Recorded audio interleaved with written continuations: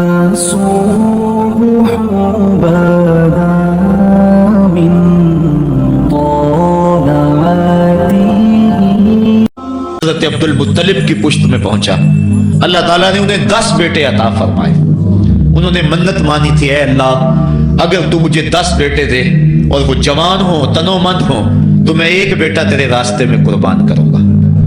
جب حضرت عبداللہ جو کہ حضرت عبد المطلب کے چھوٹے فرزند تھے، ان کی عمر 18 سال ہوئی تو حضرت عبد المطلب کو اپنی منت یاد آئی. انہوں نے اپنے 10 بیٹوں کو بلایا، کہا بیٹا میں نے کعبہ کے رب سے یہ وعدہ کیا ہے کہ اللہ مجھے اگر 10 بیٹے دے گا تو میں ایک بیٹا اللہ کی راہ میں قربان کروں گا. اب تم بتاؤ تمہاری رائے کیا ہے. کہانی حرم کی پھر دوبارہ دہرائی جا رہی ہے. کہا رائے بتاؤ. 10 کے 10 بیٹوں نے گردن خم کر دی. کہا ایک بیٹے کو ذبح کرنا ہے. کہا جس کو چاہو. کہا نہیں میں قرعہ ڈالتا. جب قرعہ ڈالا تو حضرت عبداللہ کے نام قرعہ نکل آیا. فرشتے پھر دم بخود تھے، مالک تو نے اس کی پشت میں امانت رکھی ہے اور آج اس کو بھی ذبح کیا جائے گا. کائنات پر پھر کوہرام مچنے لگا. حضرت عبد المطلب آستینے چڑھا رہے ہیں، ہاتھ کے اندر چھری ہے. یہ خبر پورے مکے میں پھیل گئی. سارے سردار دوڑے آئے. کہا عبد المطلب یہ رسم تو نہ ڈالو، اس کا ادا کرنا مشکل ہو جائے گا.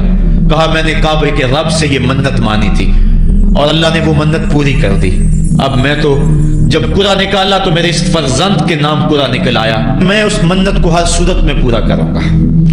لوگ اکٹھے ہو گئے، منت سماجت کر رہے ہیں، لیکن حضرت سیدنا عبد المطلب ہر صورت میں اپنی اس منت کو پورا کرنے کے لیے مصر ہیں. پھر کہا کہ حجاز کی حرافہ اس کے پاس چلتے ہیں اور جا کے اس کے سامنے یہ مسئلہ رکھتے ہیں. بعض نے لکھا کہ حجر کی کہنا کے پاس جاتے ہیں. با اختلاف روایات وہ حجاز کی حرافہ کے پاس پہنچے. جب اس کا پتہ کیا تو وہ خیبر میں تھی. تو اس کے پاس سارے سردار اکٹھے ہو کے گئے کہ اس طرح ہمارے سردار نے منت مانی تھی تو اب وہ بیٹے کو ذبح کرنے کے لیے تیار ہے، تو تم بتاؤ کس کے بارے میں ہمیں کیا کرنا چاہیے. اس نے کہا کل آنا، میرا تابعی آئے گا تو میں اسے پوچھوں گی، جو مجھے کہے گا میں تمہیں بتا دوں گی. اگلے دن یہ سردار پھر اس حرافہ کے پاس پہنچے. اس نے کہا کہ میرا تابعی آیا تھا، پہلے تم یہ بتاؤ کہ تمہارے ہاں کسی شخص کی دیت کتنی ہے، جو شخص مقتول ہو اس کی دیت قاتل کتنی دیتا ہے. انہوں نے کہا 10 اونٹ. کہا جاؤ پھر ایک طرف 10 اونٹ رکھو اور ایک طرف عبداللہ کا نام رکھو اور قرعہ ڈالو. اگر 10 اونٹوں کی طرف قرعہ نکل آیا تو 10 اونٹ ذبح کر دینا، اور اگر عبداللہ کی طرف نام نکل آیا پھر دوبارہ 10 اونٹ ادھر اور رکھنا، 20 رکھنا، اور اس طرح اونٹ 10-10 بڑھاتے جانا. جب قرعہ عبداللہ کے نام سے ہٹ کر اونٹوں کی طرف نکلا تو پھر اتنے اونٹ ذبح کر دینا. میرے تابعی نے یہی حل بتایا ہے. کہا ٹھیک. آئے اور آ کے ساری بات سنائی. 10 اونٹ ایک سمت رکھے گئے اور حضرت عبداللہ کا نام ایک سمت رکھا گیا. جب قرعہ نکالا تو حضرت عبداللہ کے نام نکلا. پھر 20 اونٹ رکھے گئے. پھر قرعہ نکالا تو حضرت عبداللہ کے نام نکلا. پھر 30 اونٹ رکھے گئے. قرعہ حضرت عبداللہ کے نام نکل رہا ہے. 40 اونٹ رکھے گئے، 50 رکھے گئے، 60، 70، یہاں تک کہ 100 اونٹ رکھے گئے. 100 اونٹ جب ادھر ہو گئے اب قرعہ نکالا تو اونٹوں کے نام نکل آیا. سارے خوش ہو گئے کہ اب قرعہ اونٹوں کے نام نکل آیا، عبداللہ کی جان بچ گئی. لیکن حضرت عبد المطلب فرمانے لگے کہ میں ایسا نہیں کروں گا. کہا کیا کرو گے؟ کہا ایک مرتبہ نکلا ہے، 3 مرتبہ قرعہ ڈالو. اگر تینوں مرتبہ عبداللہ کے نام کی بجائے اونٹوں کے نام نکلا تو پھر میں سمجھوں گا کہ اللہ کی طرف سے یہی مرضی ہے، ورنہ میں اپنے بیٹے کی گردن پہ چھری رکھ دوں گا. اللہ اکبر. مکے کے اندر سردار بھی دعائیں مانگ رہے ہیں. اللہ اکبر. ام ایمن بھی دعا مانگ رہی ہے. مکے کے پربت دعائیں مانگ رہے ہیں. کائنات کا ذرہ ذرہ دعائیں مانگ رہے ہیں. قرعہ جب ڈالا گیا تو دوسری مرتبہ بھی قرعہ اونٹوں کے نام نکلا. اب تیسری مرتبہ جب قرعہ ڈالا گیا تو ہر ایک کا دل دھڑک رہا ہے.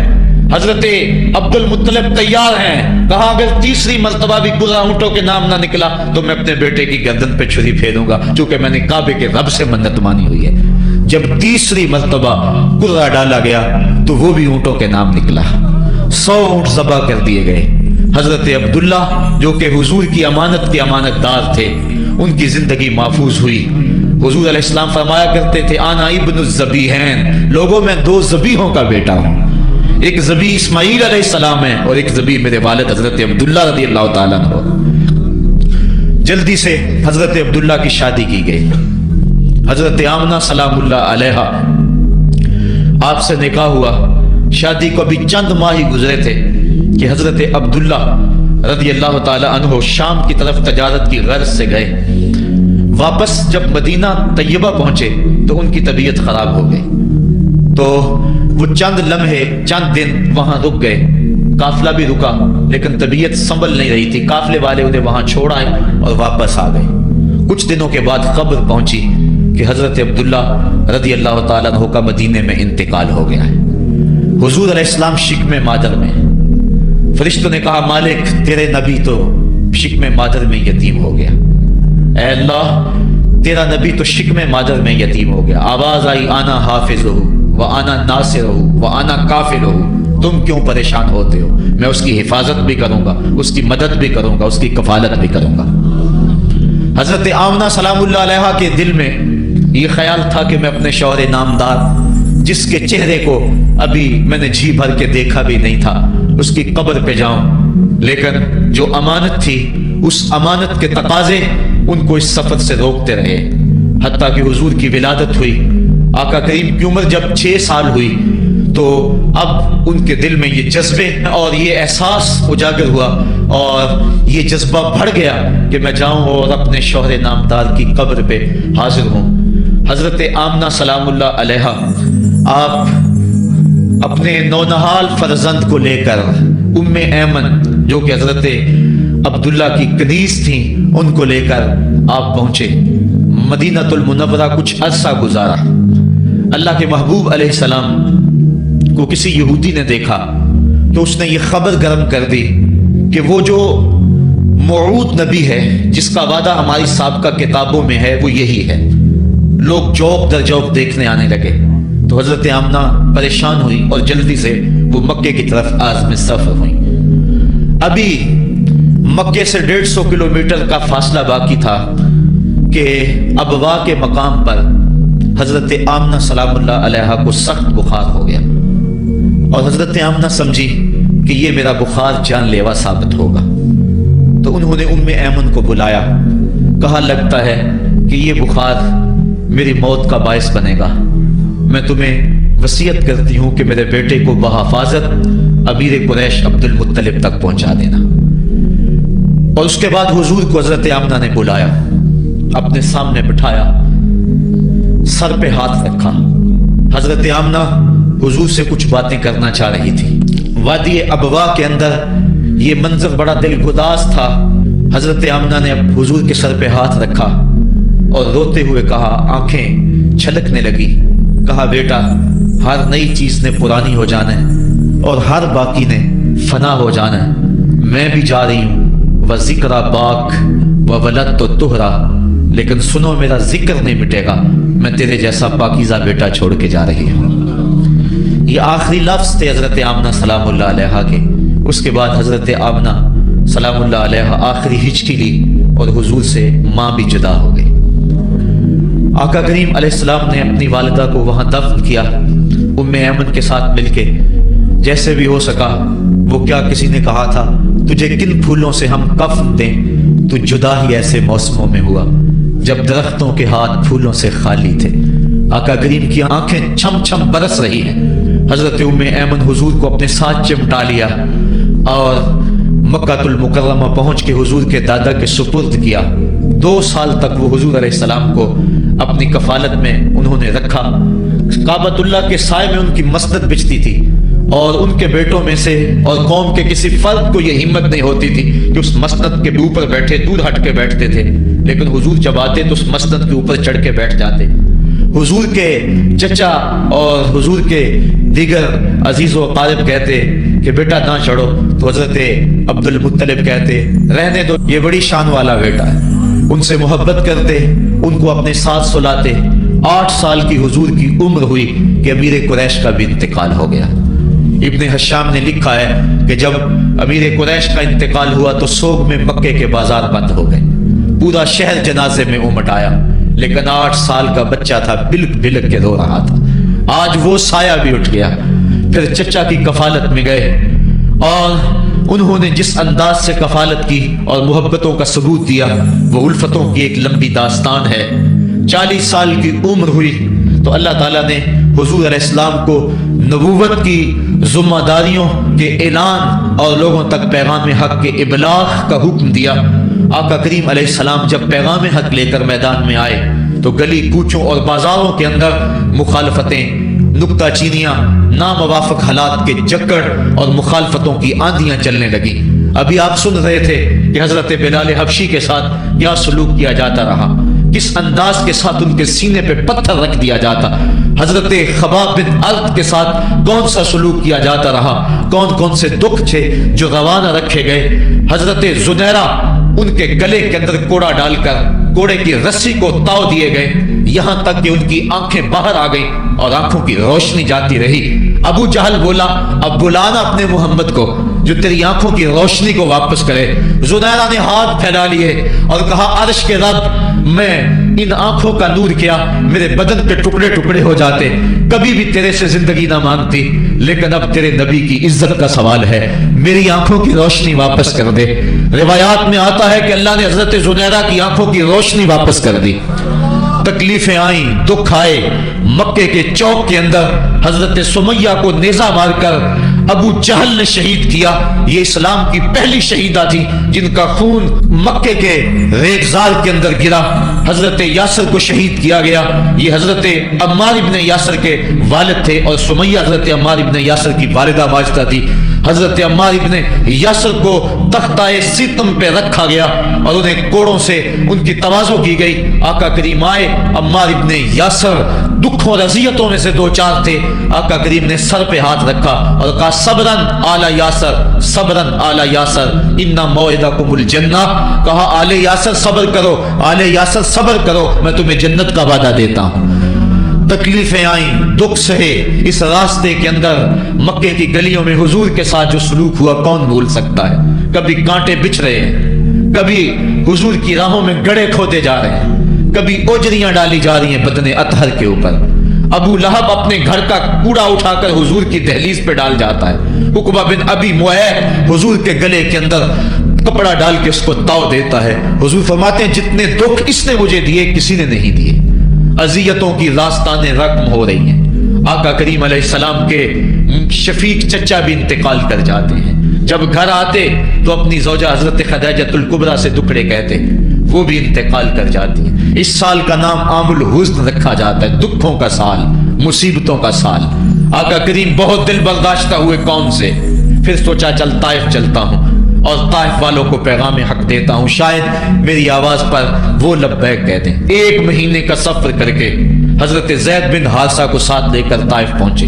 उनके 3 सरदार थे, अब्द यालील बिन अमर, हबीब बिन अमर और मसऊद बिन अमर।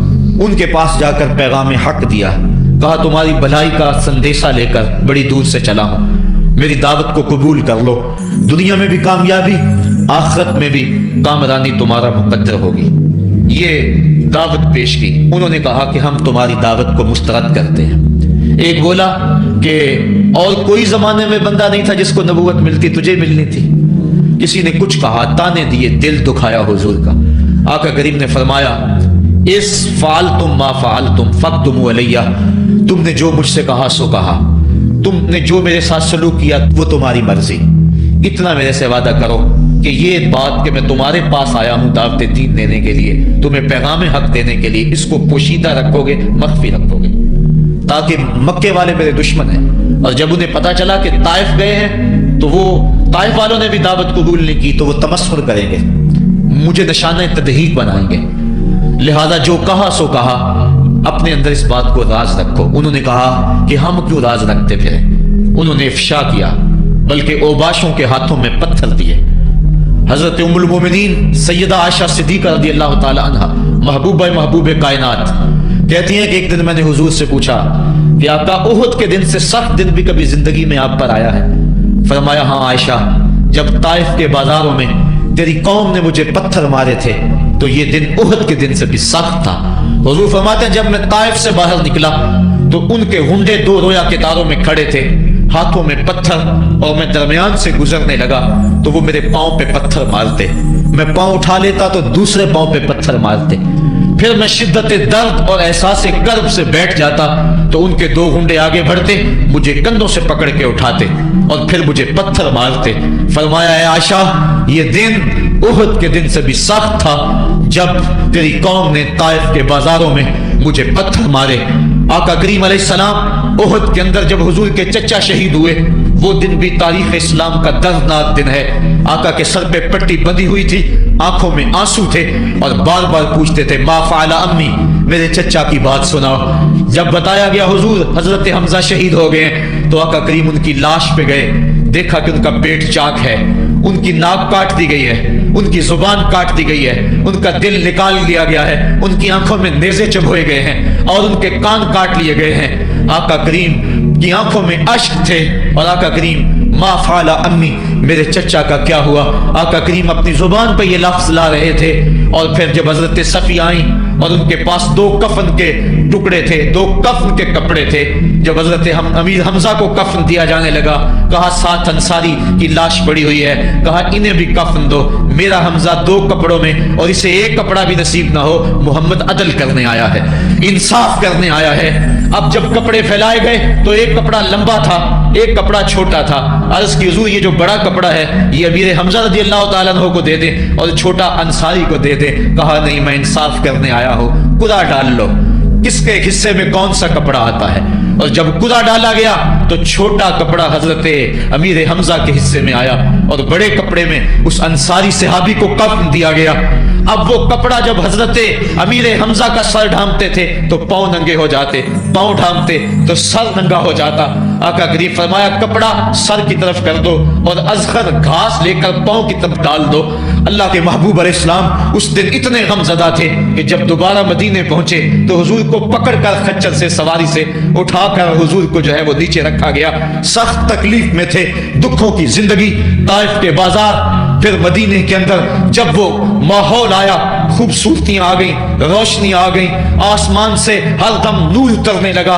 वो वक्त गया जब लोग पत्थर मारते थे, अब हुक्म हो गया खबरदार मेरे नबी की आवाज से आवाज भी ऊंची नहीं करनी, खबरदार तुमने मेरे नबी से कोई मसला पूछना है तो पहले सदका लो, फिर फकीर ढूंढो, फिर खैरात करो, फिर मेरे नबी की चौखट पे आओ, तुम्हें पता चले कि किस चौखट पे आ रहे हैं, किस दर पे आ रहे हैं। आका करीम अलैहिस्सलाम इस माहौल के अंदर घर में खुश हैं, आंगन में खुशियां हैं, फूल खिले हुए हैं। हजरत इब्राहीम अलैहिस्सलाम हुजूर के शहजादे हुजूर की रान पे बैठे हुए हैं। हजरत इमाम हुसैन भी दौड़ते दौड़ते आए और वो भी हुजूर की एक रान पे बैठ गए। हुजूर कभी हुसैन को देखते हैं, कभी अपने फर्जंद को देखते हैं, कभी हुसैन को देखते हैं, कभी हुसैन के मामू को देखते हैं। हजरत इब्राहीम और हजरत इमाम हुसैन रज़ी अल्लाह तआला अन्हु दोनों को देखकर अल्लाह के महबूब खुश हो रहे हैं। फरिश्ता ने इज़्न मांगा, आका करीम ने इज़्न दिया। उसने अर्ज की हुजूर इन दो में से एक का इख्तियार है, एक को एक के बदले में कुर्बानी देना होगी। अब कुर्बानियों की वो हरम से जो दास्तां चली थी वो तसलसल टूटने नहीं पा रहा है, वो तसलसल जारी है। हुजूर ने एक नजर हजरत इब्राहीम को देखा और फिर एक नजर हुजूर ने हजरत इमाम हुसैन को देखा, फिर हुसैन को पकड़ के सीने से लगाया और कहा मैं अपने इस बेटे को कुर्बान कर रहा हूं। चंद दिन के बाद हजरत इब्राहीम का इंतकाल हुआ।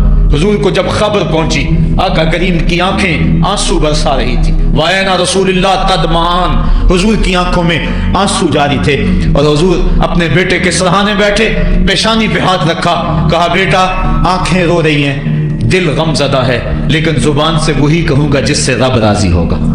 लैसा मिन्ना मन ज़रबल खुदूदा व शक्कल जुयूबा व दआ बिदावल जाहिलिया, जो गिरेबान नोचता है, मुंह पे थप्पड़ मारता है, सीना को भी करता है, कहा हमारे साथ उसका कोई ताल्लुक नहीं है। आंखों का गम और दिल का गम रहमान की तरफ से है, हाथों का गम और जुबान का वावेला ये शैतान की तरफ से है। कहा बेटा आंखें रो रही हैं, दिल गमजदा है, लेकिन जुबान से वही कहूंगा जिससे रब राजी होगा।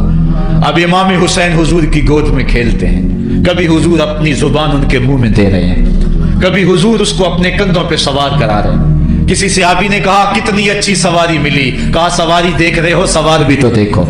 कभी सजदे में हैं तो हुसैन पुश्त पे आके सवार हो जाते हैं, आका सजदे को तूल दे रहे हैं। हजरत उसामा बिन ज़ैद रज़ी अल्लाह ताला अन्हु फरमाते हैं रात काफी बीत चुकी थी, मैं हुजूर के दर पे गया।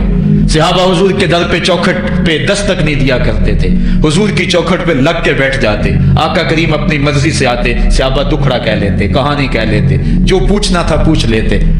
लेकिन अगर कभी हालत नागुज़ीर होती, कभी इमरजेंसी हालात बनते, तो सहाबा अपनी उंगलियों के पोरों के साथ हुजूर के दरवाजे पे दस्तक देते।